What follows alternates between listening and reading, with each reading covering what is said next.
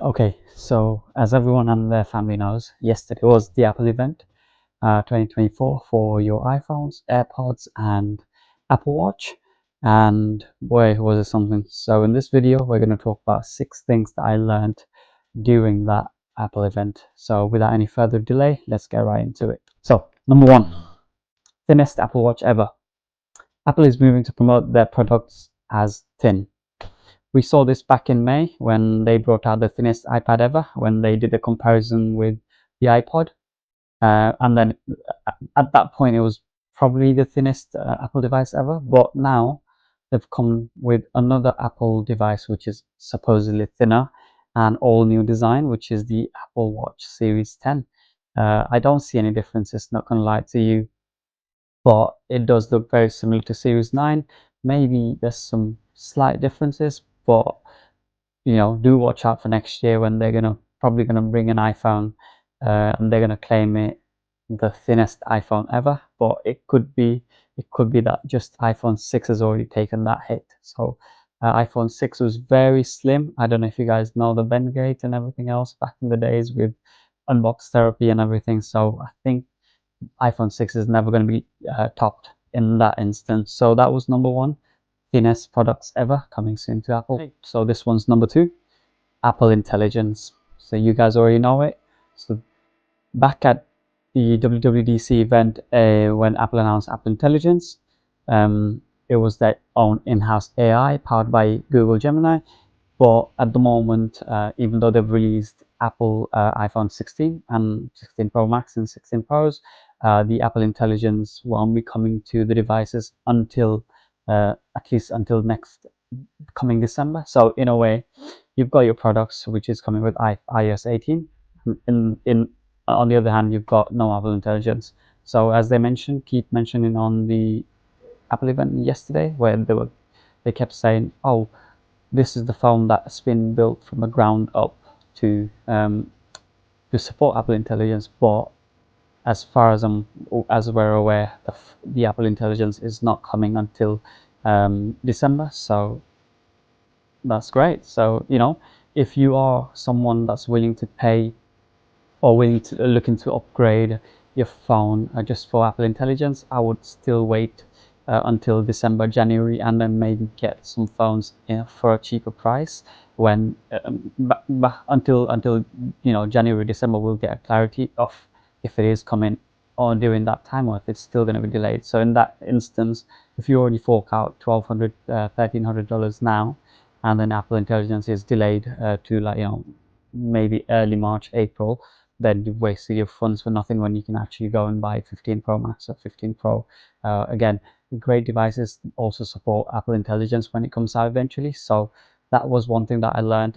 Noticed that the Apple event, Apple Intelligence is not coming anytime soon. So give or take about 3-4 months. Number three is the AirPods galore. So there were three in-ear AirPods. So your normal AirPods 4 with the noise cancellation and USB-C, and also wireless charging, key charging, and also the AirPods Pro Gen 2s, which were updated, I would say, but slightly.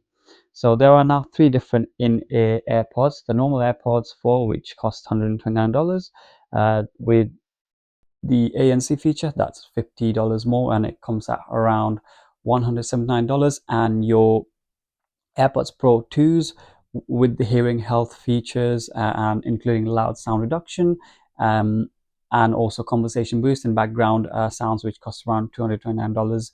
I think this will arguably be a great initiative that Apple has put out, because usually with the in-ear silicone tip AirPod Pro Gen 2s, not many people can fit in their ears perfectly. So if they do bring out a normal AirPods 4 with ANC, I think that's gonna fill out the market gap that was caused by the AirPods Pro Gen 2s with the no with the with your lightning bolt, because usually in this instance they had the AirPods Pro Gen 3 Pro AirPod 3s, and you had your AirPods Pro Gen 2s with the lightning port, and AirPods Pro Gen 2s with AirPod Pro gens with the Type C connector. So now you've got AirPods 4 with Type C, AirPods 4 with ANC, also comes with Type C, and also can charge by your Apple Watch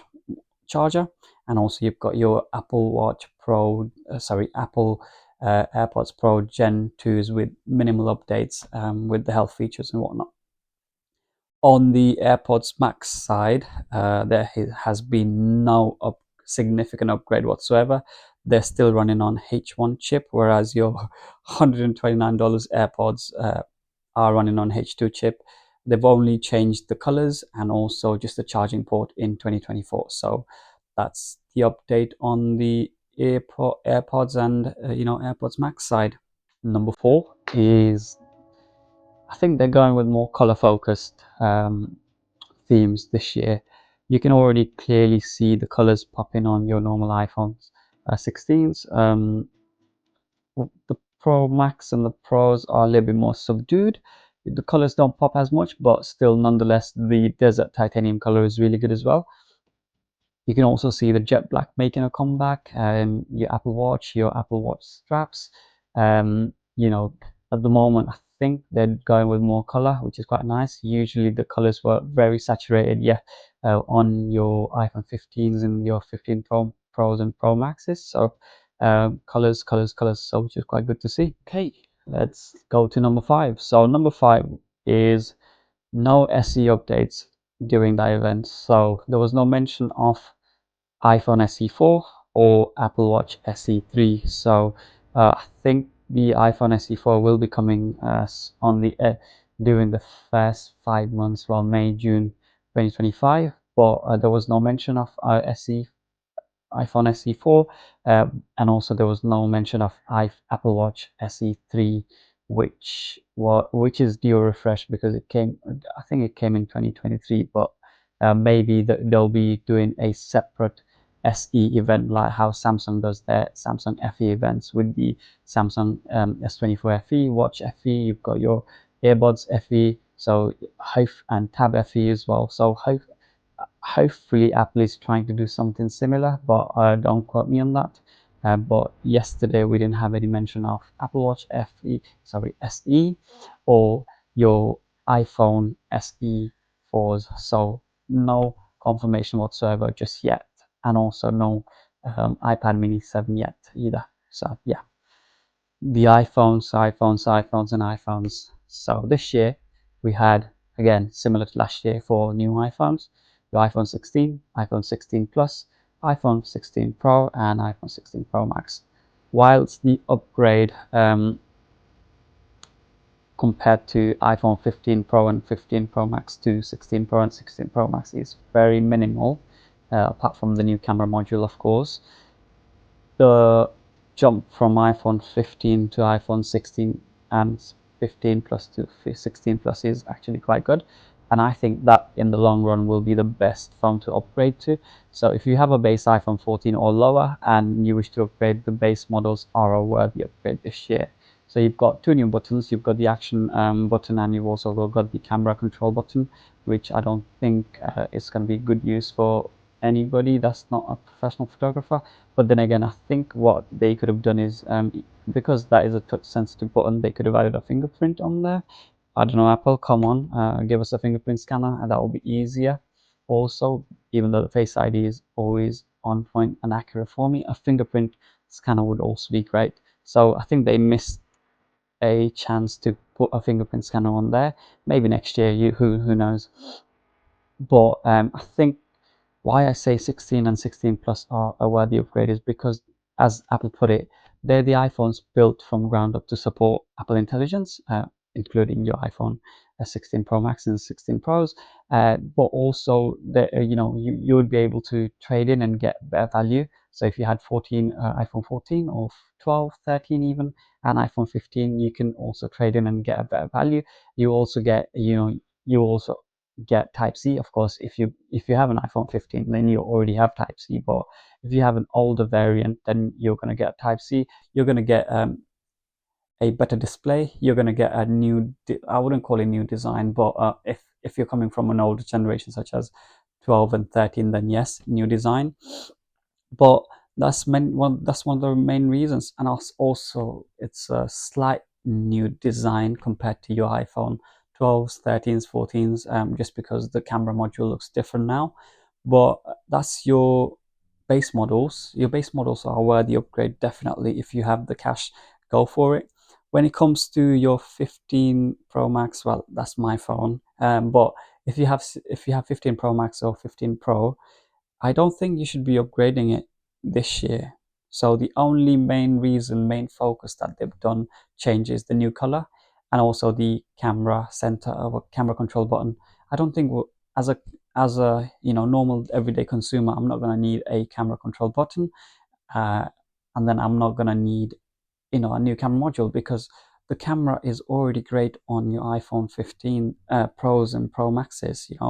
Uh, the change is not going to be significant for me. I know the new 4K 120 FPS, but if I wanted a 4K 120 frames per second video, I wouldn't fork out $1,200 to get a new phone. I would just buy, I'll go on App Store and buy a camera app that actually allows me to record 4K 120 frames per second. At the moment, I've got Pro Cam by Moment, I think Moment, yeah, which allows me to do to record 4K 125 FPS if I wanted to. So I don't think you need to upgrade this year. Maybe wait for 17 or 18 even, but I don't think there's a significant change when it comes to 15 Pro Max and 16 Pro Max, and even 15 Pro and 16 Pro, maybe 16 Pro because of the camera module, and it's a lot better than 15 Pro definitely. But when it comes to your high end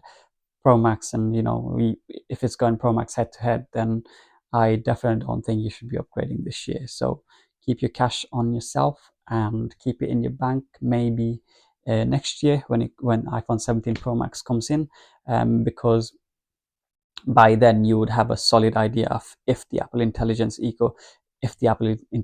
AI systems are really good, how the iOS 18 performs.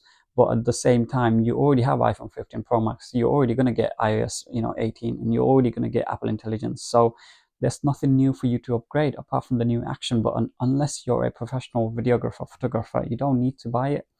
Okay, so those were the 6 things that I noticed. If there is anything that I've forgotten, please let me know. What else did you notice in during the event? And if there is anything, please do leave a like, comment, share, and subscribe down below.